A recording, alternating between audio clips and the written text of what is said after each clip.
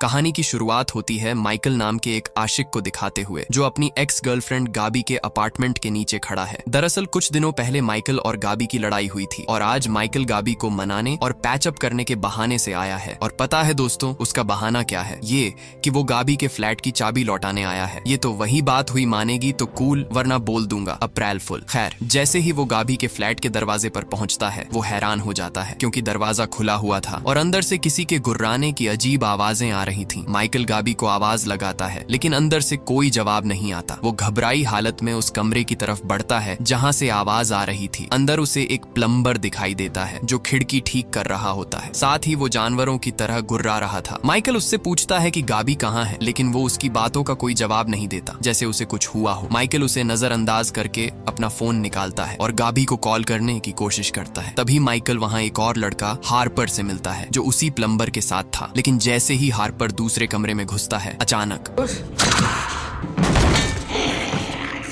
हाँ, वो दूसरा प्लम्बर एक खतरनाक ज़ॉम्बी में बदल जाता है और हार्पर पर हमला कर देता है। माइकल उसे बचाने की कोशिश करता है, लेकिन इस भयंकर अफरा तफरी में उसका खुद का फोन सीढ़ियों पर गिर जाता है। माइकल और हार्पर किसी तरह जान बचाकर दूसरे कमरे में भागते हैं और कमरे का दरवाजा लॉक कर लेते हैं। दोनों की सांसें फूली हुई थीं और उन्हें रत्ती भर अंदाजा नहीं था कि आगे उनके साथ क्या क्या होने वाला है। तभी उन्हें बाहर लोगों के चीखने चिल्लाने की आवाज सुनाई देती है और जब माइकल और हार्पर खिड़की से बाहर देखते हैं तो उनके होश उड़ जाते हैं। बाहर पूरे अपार्टमेंट में टहलका मचा हुआ था। लोग अपनी अपनी जान बचाने के लिए भाग रहे थे क्योंकि पूरे शहर में एक जानलेवा और खतरनाक वायरस फैल चुका है। इस वायरस के संपर्क में आते ही लोग अपना दिमागी संतुलन खो रहे हैं और भयानक हिंसक आदमखोर ज़ॉम्बी में बदल जा रहे हैं। और जिन्हें ये ज़ॉम्बीज काट रहे हैं वो चंद सेकंड में खुद ज़ॉम्बी बनकर दूसरों को नोच रहे हैं।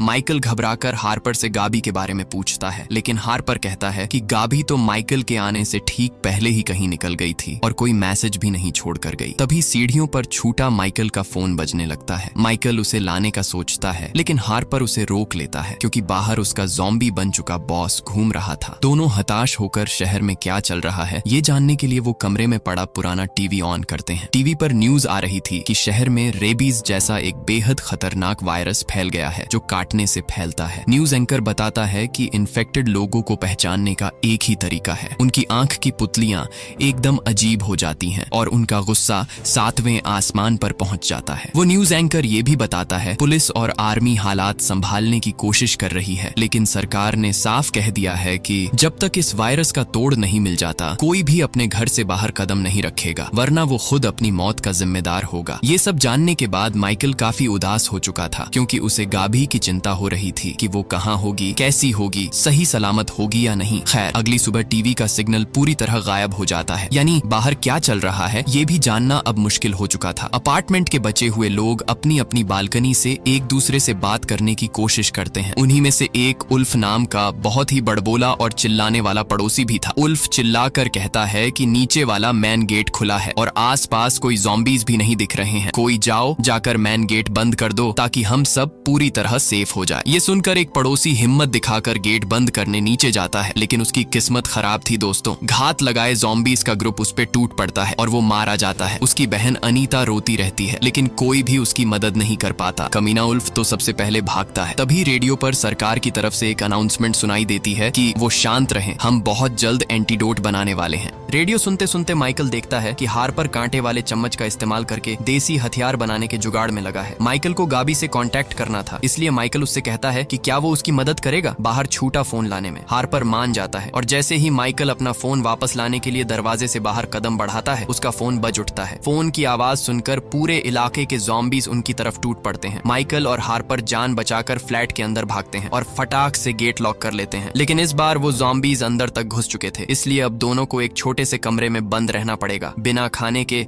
बिना पानी के, एकदम भूखे प्यासे। तभी माइकल को किसी का कॉल आता है, लेकिन वो गाबी नहीं बल्कि उसकी की दोस्त थी। माइकल उससे गाबी के बारे में पूछता है, लेकिन वो बताती है कि गाबी उसका फोन नहीं उठा रही है, पता नहीं वो सुबह से कहाँ गई है। ये सुनकर माइकल और भी ज्यादा परेशान हो जाता है। वही हार्पर माइकल से उसका फोन मांगता है और अपनी मॉम का हाल जानने के लिए उन्हें कॉल लगाता है, लेकिन अब सारे सिग्नल भी ब्लॉक कर दिए गए थे। दोनों अब पूरी तरह हताश हो चुके थे, बचने का रास्ता नहीं दिख रहा था। लेकिन तभी उन्हें पास की नदी से एक मिलिट्री शिप के आने की आवाज सुनाई देती है। हार्पर कहता है कि ये जहाज यहाँ से ज्यादा दूर नहीं है, और जैसे ही वो खिड़की के पास जाते हैं तो नीचे का एक पड़ोसी क्लाउस माइकल से मदद मांगता है कि उसकी पत्नी इन्फेक्टेड हो चुकी है और वो तड़प रही है और अपनी पत्नी का दर्द रोकने के लिए उसे पेन किलर चाहिए। अब वो बड़बोला उल्फ फिर से माइकल के कान भरता है और कहता है कि गाबी के बगल वाले फ्लैट में ऐसी दवाइयां मिल सकती हैं, जाओ और लेकर आओ। लेकिन माइकल और हार्पर अपनी जान जोखिम में नहीं डालना चाहते थे। तभी क्लाउस माइकल से कहता है कि अगर वो बगल के फ्लैट से पेन किलर ला देगा तो वो उन्हें खाने की ढेर सारी चीजें देगा। अब भूख की वजह से माइकल जाने के लिए तैयार हो जाता है, क्योंकि आज सुबह ही उन्होंने देखा था कि सामने वाले एक पड़ोसी का खाना खत्म हो गया और उसने फांसी लगाकर खुदकुशी कर ली, जिसे देखकर दोनों का दिमाग ठिकाने आ गया। उन्हें समझ आ गया कि भूखे मरने से बेहतर है कि दवाइयां ढूंढने का रिस्क लिया जाए। फिर क्या, हार्पर और माइकल ने दिमाग लगाया और दीवार तोड़ने के लिए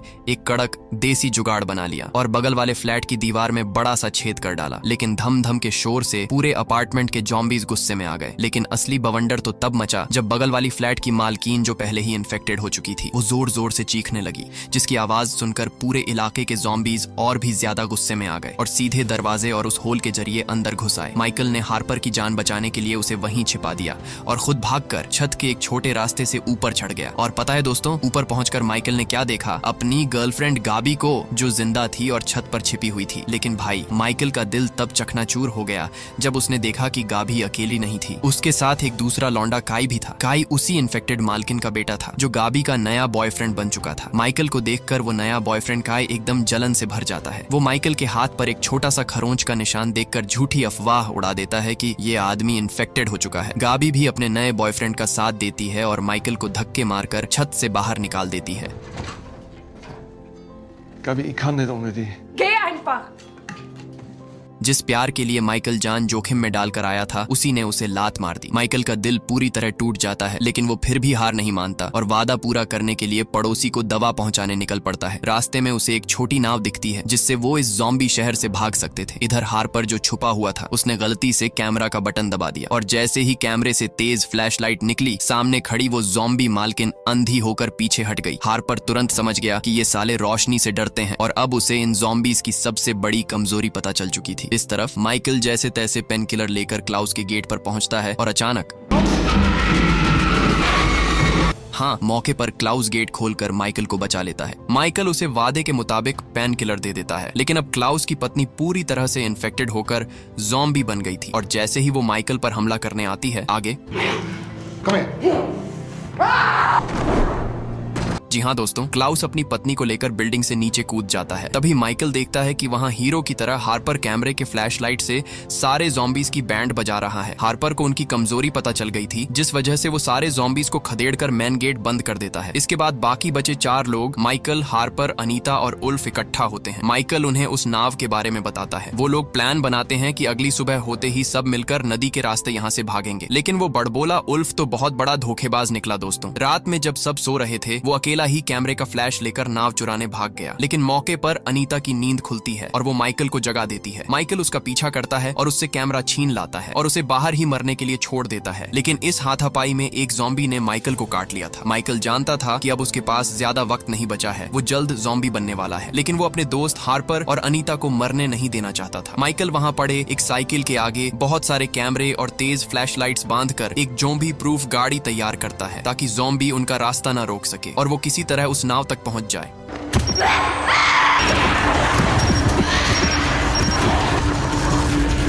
हार्पर और अनीता के जाने के बाद गाबी का नया बॉयफ्रेंड काई ज़ॉम्बी बनकर भाग रहा होता है और उसके पीछे पीछे खुद गाबी भी ज़ॉम्बी बनकर आ जाती है। माइकल गाबी को ज़ॉम्बी बना देखकर रो पड़ता है। उसे अपनी मोहब्बत पर रोना भी आता है और अफसोस भी होता है। माइकल समझ जाता है कि उसकी जिंदगी यहीं तक थी। दूसरी तरफ हार्पर और अनीता बिल्कुल सेफ थे और नाव लेकर आगे की तरफ बढ़ रहे थे। तभी दूर से एक तेज रोशनी की चमक दिखाई देती है, जो शायद मिलिट्री का शिप था जो उन्हें बचाने आ रहा है। और इसी के साथ ये कहानी यही खत्म होती है और अब शुरू होती है दूसरी कहानी, जहां यूरोप खासकर आयरलैंड में भी एक खौफनाक वायरस तेजी से फैल चुका था जो लगभग आधी से ज्यादा आबादी को खूंखार ज़ॉम्बी बना चुका था। लेकिन पता है खुशी की बात क्या है दोस्तों? ये कि कुछ तेज तर्रार वैज्ञानिकों ने अब इस वायरस की वैक्सीन ढूंढ ली है, जिसकी मदद से 75% ज़ॉम्बीज को वापस सही सलामत इंसान बना दिया गया है। लेकिन रुको दोस्तों, अभी ये महामारी पूरी तरह से खत्म नहीं हुई है। जहां 75% ज़ॉम्बीज ठीक हो चुके हैं, वही बाकी 25% ज़ॉम्बीज पर इस वैक्सीन का कोई असर नहीं हो रहा है, जिसकी वजह से मजबूरी में सरकार और मिलिट्री फैसला करती है कि जो लोग ठीक नहीं हो सकते उन्हें यूथेनाइज यानी मार दिया जाए। वही जो 75% ठीक होकर इंसान बने हैं उन्हें क्योर्ड नाम दिया जाता है। ये लोग पूरी तरह से ठीक तो हो चुके हैं, लेकिन इन्हें ज़ॉम्बी बनने के दौरान की गई अपनी सारी दरिंदगी और मार काट पूरी की पूरी याद है, और वो अपने किए की वजह से भारी डिप्रेशन में हैं, जिन्हें सोसाइटी के आम लोग स्वीकार करने से साफ मना कर रहे हैं और उनके खिलाफ प्रोटेस्ट कर रहे हैं, क्योंकि आम लोगों को डर है कि ये साले कभी भी दोबारा ज़ॉम्बी बनकर उन्हें चबा सकते हैं। खैर, उन्हीं क्योर्ड लोगों में से हम एक लड़के सैनन और उसके दोस्त कॉनर से मिलते हैं। ये दोनों पिछले 4 सालों से ज़ॉम्बी बने हुए थे और अब ठीक होकर सोसाइटी में वापस आ रहे हैं। कॉनर सैनन से कहता है, देख भाई, अगर कोई भी सोसाइटी वाले तुझे परेशान करें या भेदभाव करे तो मुझे बताना, तेरा भाई तेरे साथ खड़ा है। इसके बाद सैनन अपनी भाभी एबी के घर कुछ दिन रहने जाता है। एबी एक जर्नलिस्ट है और अपने छोटे बेटे जोनी के साथ अकेली रहती है। एबी बहुत प्यार से सैनन का वेलकम करती है, लेकिन जब एबी पूछती है कि मेरा पति और तेरा बड़ा भाई लुक कहाँ है, तो सैनन घबरा जाता है। दरअसल सैनन को उसके दोस्त कॉनर ने काट कर इन्फेक्टेड किया था, और जब सैनन इन्फेक्टेड होकर ज़ॉम्बी बना था तो उसने खुद के भाई को ही बुरी तरह मार डाला था, जिसका दर्द वो अपने सीने में लिए बैठा है। लेकिन यहाँ सैनन एबी से झूठ बोल देता है कि वो महामारी में बिछड़ गए थे और शायद उसका इलाज चल रहा होगा। सैनन में अभी इतनी हिम्मत नहीं थी कि वो ये सच अपनी भाभी को बता सके। इसके बाद सैनन अपने भतीजे जोनी से मिलने जाता है। जोनी कहता है, चाचू आप क्योर्ड हो। सैनन मुस्कुरा तो देता है, लेकिन ये बात उसे चुभ जाती है कि उसने एक बेटे के ऊपर से बाप का साया छीन लिया। दूसरी तरफ कॉनर खुशी खुशी अपने घर पहुंचता है, इस उम्मीद में कि उसके पिता उसे देखकर खुश हो जाएंगे। लेकिन Don't you dare mention her. हाँ, कॉनर के पिता गुस्से से आग बबूला हो जाते हैं और उसे धक्के मारकर घर से निकाल देते हैं। क्यों? क्योंकि ज़ॉम्बी बनने के दौरान कॉनर अपनी ही माँ को चबा गया था। वही दूसरी तरफ सैनन अब एक नॉर्मल लाइफ जीने की कोशिश करता है। उसे एक मेडिकल सेंटर में नौकरी भी मिल चुकी थी। उसका काम डॉक्टर लायंस की मदद करना था, जो उन बाकी बचे 25% ज़ॉम्बीज का इलाज ढूंढने में लगी थी। सैनन को उन ज़ॉम्बीज पर तरस आता है, लेकिन डॉक्टर लायंस बताती है कि सरकार अब इनका इलाज करके पैसे और वक्त नहीं गंवाना चाहती है, इसलिए अब इन ज़ॉम्बीज को हमेशा के लिए जहर देकर मारने का प्लान बनाया जा रहा है। लेकिन बेचारे सैनन का दिल इतना बड़ा होता है कि वो डॉक्टर लायंस के जाने के बाद अभी भी उस ज़ॉम्बी महिला का दर्द कम करने में लगा था। इसके बाद बेघर कॉनर सैनन को मिलने बुलाता है। दोनों एक जगह बैठकर बात कर ही रहे होते हैं कि तभी वहाँ मिलिट्री के जवान आ जाते हैं, जो कि असल में कॉनर के लिए आए हैं। कप्तान कैंटर कॉनर को जमकर सुनाता है, क्योंकि कॉनर अपनी सफाई कर्मी की सरकारी नौकरी पर नहीं आ रहा है। यहाँ तक कि कैंटर को कॉनर के खिलाफ एक शिकायत भी मिली है कि वो अपने फैमिली को हैरास कर रहा है, जो कॉनर का मुंह तक देखना पसंद नहीं करते। कॉनर ये सुनकर चीड़ जाता है और कैंटर पर हमला कर देता है।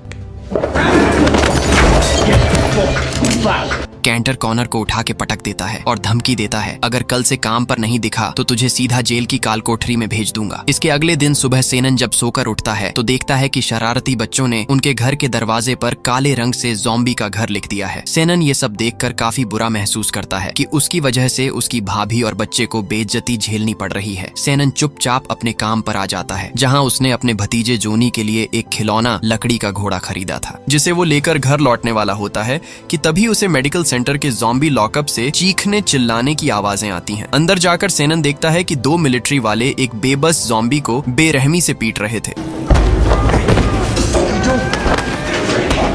सैनन उन्हें रोकने की कोशिश करता है, लेकिन अफसोस हाथापाई में वो ज़ॉम्बी लॉकअप से बाहर छूट जाती है और एक ऑफिसर के पीछे पड़ जाती है। कोई और रास्ता नहीं बचता और वो दूसरा ऑफिसर उस ज़ॉम्बी के सीधे माथे में गोली मार देता है और सैनन बस बेबस होकर देखता रह जाता है। इस तरफ एबी अपने पति लुक की एक पुरानी वीडियो देख रही होती है। उसे उम्मीद थी कि लुक भी सैनन की तरह कभी न कभी लौट कर जरूर आएंगे, लेकिन असलियत तो हमें पता ही है दोस्तों। खैर, एबी जब अपने काम पर जा रही थी तभी उससे मिलने कॉनर पहुंचता है। कॉनर अपनी झूठी हमदर्दी दिखाते हुए एबी को बताता है कि बीमारी से पहले वो एक बहुत बड़ा वकील था और चुनाव लड़ने वाला था, लेकिन ज़ॉम्बी बनने की वजह से उसका करियर तबाह हो गया और अब उसे झाड़ू पोछा करना पड़ रहा है। वो एबी को मक्खन लगाता है कि आप ही एक अच्छी इंसान हैं जो मुझे और सैनन जैसे क्यूर्ड लोगों को राक्षस नहीं समझती। वही शहर में ठीक जंतर मंत्र की ही तरह प्रोटेस्ट रुकने का नाम ही नहीं ले रहा था, क्योंकि क्यूर्ड लोगों के खिलाफ आम लोगों में नफरत भरी पड़ी थी। दूसरी तरफ डॉक्टर लायंस सरकार को समझाने की कोशिश करती हैं हैं कि वो नए वैक्सीन पर काम कर रही हैं, लेकिन नफरत से भरी सरकार बाकी बचे 25% ज़ॉम्बीज का पूरी तरह से सफाया करने के फैसले पर अड़ी रहती है। वहीं जब सेनन कॉनर को बताता है कि मिलिट्री वाले ज़ॉम्बीज को मार रहे हैं, तो कॉनर का शैतानी दिमाग जाग जाता है। कॉनर सेनन और बाकी क्यूअर्ड लोगों के साथ मिलकर खुद का एक ग्रुप बना लेता है, जो रात के अंधेरे में मिलिट्री वाले के घरों पर हमला करके उसे आग के हवाले कर देते हैं। इस हमले में कई फौजी जिंदा जलकर मर जाते हैं। पुलिस और सरकार को कानों कान खबर नहीं होती कि इस आतंकी हमले का मास्टरमाइंड कॉनर ही है। एबी को जब शहर में हो रहे हमलों की भनक लगती है तो वो सेनन से पूछती है, क्या तुम भी इन आतंकी हमलों में शामिल हो? क्योंकि पिछली रात तुम और कॉर्नर कहीं गए थे। लेकिन सेनन साफ मुकर जाता है और कहता है कि वो तो बस एबी और जोनी के साथ वक्त बिताना चाहता है। एबी बहुत इमोशनल होकर सेनन से कहती है कि तुम ही हमारा अकेला परिवार हो। एबी की बातें सुनकर सेनन का दिल पिघल जाता है और वो कॉनर की इस हिंसक गैंग को छोड़कर अपनी भाभी और भतीजे के साथ एक आम इंसान की तरह जीने का फैसला करता है। लेकिन भाई कॉनर इतनी आसानी से पीछा छोड़ने वाला कहाँ था। वो सीधे सेनन के घर आ धमकता है। बातों ही बातों में कॉनर जानबूझकर एबी के मरे हुए पति लुक की बात कर देता है, जिससे माहौल बहुत अजीब हो जाता है।